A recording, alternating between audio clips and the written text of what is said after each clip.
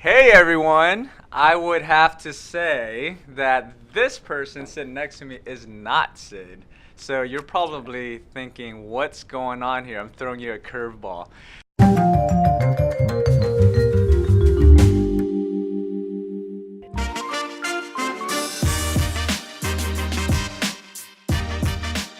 want you to introduce yourself and what is it Sure. that you do and what is the actual page that I'm referring to? Awesome. Yeah. Hey everyone, I am Brian. I run an Instagram page called Good Life Cookin, and I'm all about making vegan food look amazing. Not only that, but make it look tasty and just give you the good feels. But definitely excited to be on this channel and sharing with you guys maybe a little bit more information about like what veganism is and how kind of my views on that, and maybe even how it ties into what you do here at Fire and Brilliance in terms of like sustainability and all of that. Yeah, totally, Brian. And first and foremost, I know you're a busy guy, so thanks for even coming down. Totally. Right. So Happy to be here. Thanks for doing that for me. And but yeah, I definitely want to dive into it. So let me ask you a few questions first, okay? Because coming from a person that that is not a vegan, so I may sound a little ignorant to how it works. What is the difference between a vegan and a vegetarian?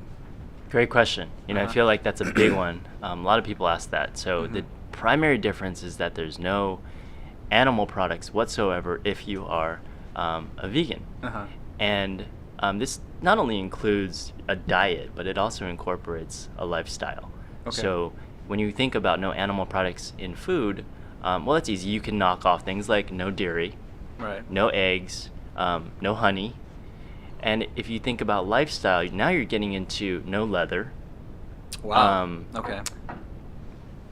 Probably even like minimizing your consumption of things that are bad for the environment, like plastic, single-use plastic. And just overall being a lot more sustainable in what you do. Maybe even embracing a consumption model where you're minimizing things you don't need.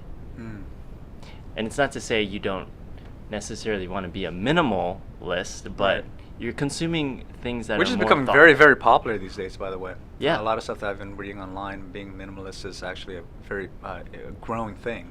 It's becoming very popular. But anyway, Totally. so sorry about that. No, Yeah. totally. So I think just a lot of things with, being a vegan is, in terms of being different than vegetarian. Vegetarians, I think the number one biggest difference is that when it comes to diet, vegetarians do eat cheese and they do still eat dairy. Okay. And I think even eggs. Okay. So, but everything else, like no fish, no meat products. Gotcha. Okay, so the main difference, based on what I'm understanding, is being a vegan is full-blown non-animal products. Correct. Right. Yep. And then being a vegetarian, there are certain specific animal products that they will still eat: eggs, dairy, milk, etc. Yep. Right. But the one thing that caught me by surprise when I was listening to you is that I did not know there's actually a lifestyle that goes with it. I mean, that's I thought, when I think about vegan and a vegetarian, I'm thinking more food. Right. So I didn't think that it goes as far as to what the clothes you wear, the products you consume, the different decisions you probably have to make on a daily basis just to go into a store, or even to all your purchasing decisions. It's based around that philosophy. So are you full blown towards that direction, or where are you? If there was like a spectrum of, I guess I'm trying to understand, Scale of like, 1 to 10 type from of 1 to thing. 10, is there like an extreme definition and not such an extreme definition, or does it all fall into the same category? I guess I'm trying to understand how that works. Yeah, I think if we can quantify the scale for everyone that's listening, on a scale of 1 to 10, I think 10 being, you have literally nothing in your lifestyle, your home, your personal, just no animal products whatsoever, right? You don't eat animal products, you don't own any animal products. So for me, I would put myself on a scale of maybe like 8, 7 to 8 with that. Okay. Because, Gotcha. and the reason why I say this, and I'll give a perfect example, I have some J's, right, that and some Michael Jordan Yeah. kicks, Yeah. right? That are patent Cool leather. shoes, yeah. Some pretty fly kicks that I Yeah. made some serious investment in, like, before I actually went vegan. I gotcha. I'm not just gonna throw those away. Like that would be really wasteful for me to do that. So I keep things like that around. It's totally understandable. Yeah. Or like maybe some really good leather shoes that I had long time ago that I made, like, dress shoes, for example, that I love. Right. I'm always going to wear them. I wear them like once a year to weddings and things like that, maybe. Mm-hmm. That I'm not going to throw away. They're still great shoes. Right. So in that sense, I'm probably categorizing myself as like a 7 or 8. So here's a follow-up question to that. So does that mean that in the future your decisions are different because it's all based on your past, right? So you're putting yourself as an 8 because you're to me, I think you're being a little hard on yourself because that's a decision you decided to make before you decided to be join this world, right? Well, thank you. So I mean, but in generous, the future, right? So I would say moving forward, will you continue to consume, I guess, leather products or purchase leather products and those types of I guess material things? Yeah. I bring up shoes a lot because I feel like shoes, I love shoes, right? Yeah.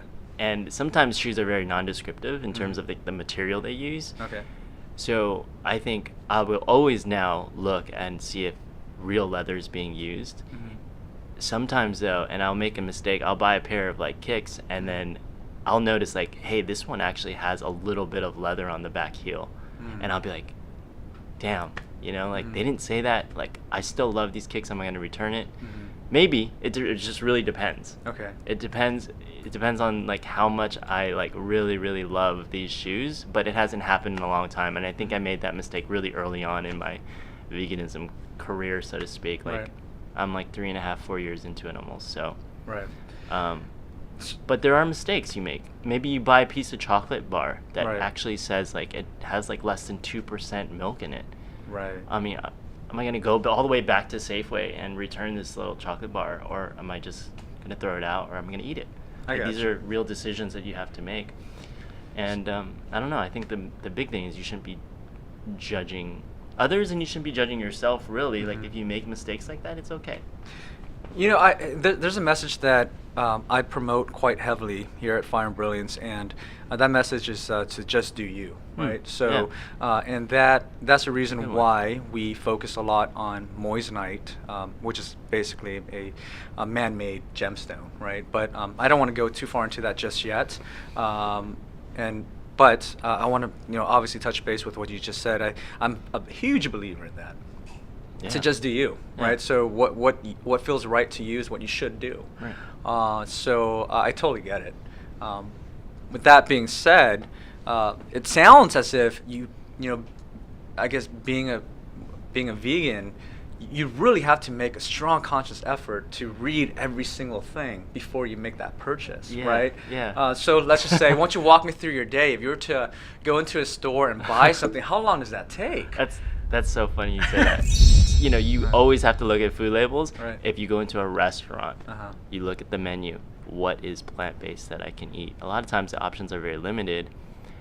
Or maybe it'll be like spaghetti, but they put Parmesan cheese in it, but they don't actually tell you that there's Parmesan cheese in that spaghetti sauce. So you do have to ask as well as read. Right. So yeah, that's constantly a thing. So would you say that restaurants are now, I guess, changing up their menu to cater to specific types of foods these days? Yeah. Or are they making a conscious effort to disclose more of what they put into their food, or do you still have to constantly ask? Yeah, I think it really depends on the area that you live in, because there could be areas that are much more conscious and aware. So they would tag menus with like little green symbols, like leaves, or like they'll put a V to tell you that it's either vegetarian or vegan. If not, then you would probably make a best effort to ask your waiter. Okay. Well, thanks for educating me on that. No worries. Yeah, I mean that's a lot of information that I did not know. Cool. All right, so Cool. let's go into why you started this page, right? So, which is Good Life Cookin. You can find it on both YouTube as well as Instagram, if I'm not mistaken, right? Yeah. Right. So let's make sure that the handle is on this page, just in case anyone wants to follow Brian. And that being said, so I would have to commend you on all of the pictures you've taken.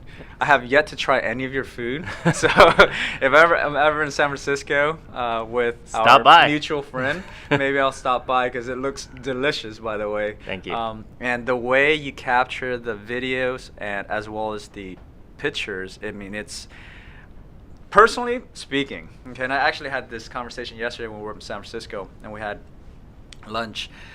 I personally think that every single restaurant out there that has not updated their menus to be more or catered to primarily photography based as opposed to just descriptive words, I think they're doing themselves a disservice as a business. Totally. Right? Because people do eat with their eyes first before, so I would have to say your page is phenomenal. Thank you. The pictures you take, I mean, it looks super delicious. So what inspires you to do this other than the fact that you're, obviously a vegan? Yeah. I think it was, number one, it was like jumping into the vegan world. I didn't really know what I was like going to eat. Mm-hmm. And that was really scary to me because I always cooked even from when I was a kid, right? I was cooking. And then just thinking about that, okay, what do I want to eat? What do I need to do to make this diet work? Mm-hmm. And then I said to myself, well, I'm starting to make some really cool things. Mm-hmm. Let me document this so I can actually look back on it if I forget like one night, like, hey, maybe I did want to make that creamy mac and cheese. How did I do it? That makes complete sense. So, I wanted to get a process to not only document it, but also improve and to really grow with my food in terms of like, okay, now that I can make certain basic things, how do I bring back those traditional flavors of when I was a kid that aren't necessarily in the vegan world today? And these traditional flavors, I mean, I'm Chinese, but I love Vietnamese food. I love Asian food. How do I bring these flavors and really bring out that umami that, let's just say, something like fish sauce has that you can't actually eat anymore because you're a vegan? You know what I mean? How do I get this fish sauce umami flavor in my food and then also show that it does taste like it has that flavor? So that was always the thing. How do I capture that traditional feel? How do I make someone feel like the food is like bringing back memories as well as taste? Like, it has to taste good. I can totally tell you have a huge passion for it because when you're talking about it, you just light up. So I mean, have you been successful with it in terms of the original flavors of how the food's supposed to taste? Yeah, like finding new ingredients. Right. I'll give you a perfect example. There's a thing called dulse, and it's a seaweed. It's like just little pieces of seaweed that give a very ocean flavor, and you can sprinkle it on anything. So I made deep fried enoki mushrooms the other day. Wow. And I sprinkled this dulse on it, and then I just realized, like, wow, this actually tastes like calamari, right? Like, this is kind of interesting. Yeah.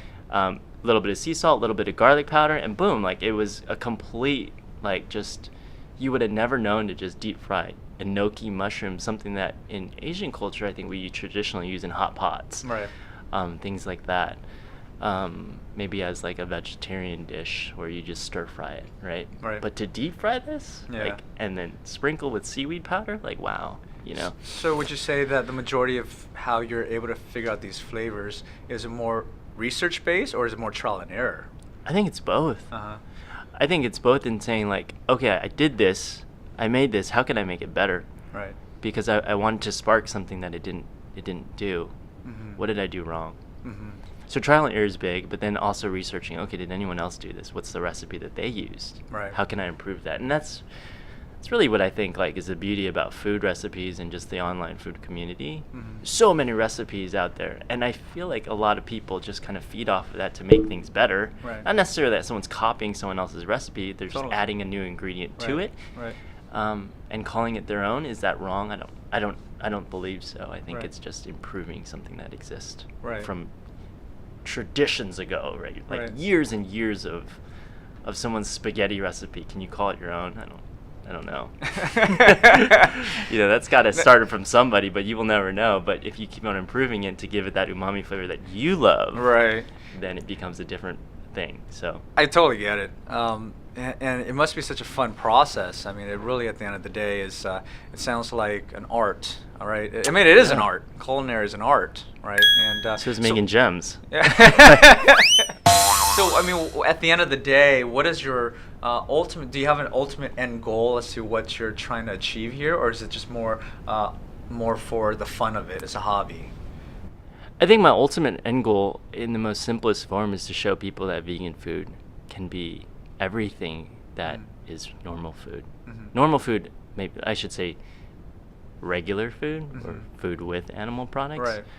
Right. It could be just as cool, if not cooler. Right. It could be just as colorful, if not more colorful. It could have flavor, if not more flavor. So it's another world that you would like to basically showcase so that more people can explore it. In other words, right? Oh, yeah. totally. Yeah. I get a lot of feedback where somebody eats something I cook and they're like, "Wow, what is this?" Right? And that question means I either made the dish extremely wrong or or the other. Or the other. Yeah, Like they really were blown away. Right. And I think that's usually the case. hopefully yeah. it's the latter, right? But when someone's like, "Wow, like I did not know you could make tofu like taste this good," you know, or like, "What is this ingredient that you used in this? Like, why have I never experienced this?" And you know, that's what I love. So if the audience that's watching right now, if they want to know how you made specific types of food, is that all available on your YouTube channel or Instagram, or is that something that they may? I mean, what if they wanted to also see if they could? Yeah, I would say that my recipes, the majority of my recipes live online on my website. And then how I do things are slowly coming to fruition onto my YouTube channel. Got it. Because I believe it's an important media. People want to see like how this is actually being done versus just read about it. So I'm trying to capture as many recipes on my YouTube channel as possible. I got you. Cool. But I would say that's in the beginning phase still. Awesome. Yeah. Cool. Well, I mean, thanks for sharing. I really appreciate it. I hope you all enjoyed what you saw there. This is part 1 of 2. The next episode will be coming out in the next couple of weeks, so definitely stay tuned, okay? So if you do like what you see, leave a comment below, hit the like button, and subscribe to the channel. And stay tuned because the next part 2 of 2 is even more interesting. It's the relationship between veganism, Moissanite, and how social media plays a big part in the people that you want to communicate with. Stay tuned.